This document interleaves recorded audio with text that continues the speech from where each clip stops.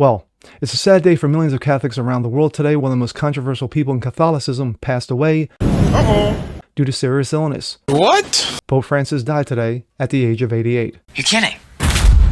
I'm Jazz Braganza on this, but it's what's next.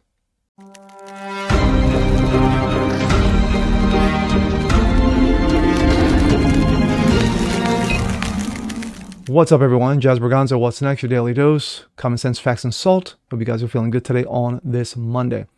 Of course, yesterday, billions of people around the world celebrated the risen Christ. Yes, he is risen. Others not so much, and there were some others who were just too sick to do so. One of those happened to be Pope Francis. He's been suffering a number of illnesses over the last several months, tried to fight the comeback, but unfortunately, he succumbed to it. Today, he died at the age of 88, but he didn't leave without some controversy. This, coming from Breitbart, Vatican announced Pope Francis has died. Pope Francis died, the Vatican announced early Monday morning in Rome. He was 88. The first Latin American leader of the Roman Catholic faithful, led the Catholic Church for 12 years, having been elevated to the role in March of 13 following the historic resignation of his predecessor, Pope Benedict. Francis recently left Rome's Gemelli Hospital, where he was admitted on February 14th after having difficulty breathing. A serious bout of double pneumonia was diagnosed as the cause. He died at his residence at the Vatican's Casa Santa Marta. Quote, "Dear brothers and sisters, it is with profound sadness I must announce the death of our Holy Father Francis," Cardinal Kevin Farrell announced on Vatican's TV channel. By the way of confirmation, he continued. At 7:35 this morning, the Bishop of Rome, Francis, returned to his father's house. His entire life was dedicated to the service of his Lord and his church. He taught us to live the values of the gospel with faithfulness, courage, and universal love, especially for the poorest and most marginalized. With immense gratitude for his example as a true disciple of Lord Jesus, we commend the soul of Pope Francis to the infinite merciful love of God, one and true aim. Such has been the poor health experienced by the octogenarian of late. For the first time since becoming Pope in 2013, he has missed the majority of recent Holy Week events. Still, Pope Francis has worked very hard when it came to being able and being a surprise appearance.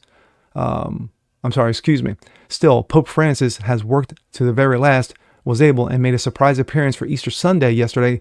Blessings at the Vatican St. Peter's Square, as Breitbart News reported. A convalescing Pope Francis made a surprise appearance at Easter Sunday blessing at Vatican St. Peter's Square on Sunday, defying serious illness, which has left him struggling over the past several months. The late Pope, who was born Jorge Mario Bargilono on December 13, 1936 in Buenos Aires, has made his mark in a number of ways. Francis was the first Jesuit Pope, the first Pope from the Americas, the first from the Southern Hemisphere, and the first non-European pontiff since Pope Gregory III more than 1,000 years earlier. His death triggers the start of a solemn but considered process to elect a replacement. It begins with the official period of mourning. Then the papal funeral in coming days ends with a plume of white smoke to announce a successor has been chosen by eligible cardinals. Vote for a papal successor in the Sistine Chapel. Pope Francis will be buried in the Basilica of St. Maria Maggiore in Rome's Escolino neighborhood. 1. My condolences. My condolences to Francis's family, and of course, to the millions of Catholics around the world. Now, in the beginning, I said controversial. He has been. There's been a number of issues that he has taken over the last several years that would make you scratch your head and go, as a Catholic, or even as a Christian, why? Yes, he was against abortion, but he supported issues like the LGBT WXYZ. Also, he said it was not good for the current president, Donald Trump, to be kicking out illegals just because they are legal. In his mind, he believed that everyone, wasn't illegal at all. But he was not a pope that was strong-willed, in my opinion. Like I said, I'm not a Catholic, so I'm looking at this from the outside. This was a pope. He wasn't, unlike Pope John, he was Pope John III, or Pope John II, which I remember growing up. And of course, Pope Benedict, who I thought was a great pope. I mean, he was strong-willed, he was iron-fisted. When it came to the most controversial of issues, There was black and there was white. There was no gray.